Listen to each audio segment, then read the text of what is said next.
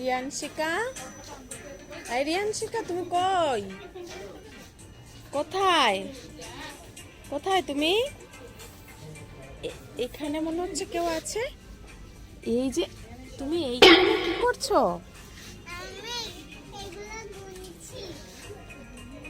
তুমি ওখানে ঢুকে গেছো? এখন যদি তোমাকে রেখে আমরা বাড়ি চলে যেতাম,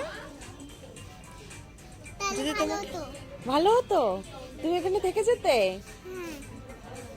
আর রাত্রিবেলায় কি করতে? বাঁচাও, এখান থেকে বাঁচাও বাঁচাও চেঁচালেও কেউ আসতে পারতো না। দেখেছো তুমি কোথায় ঢুকে বসে আছো? এই দেখো,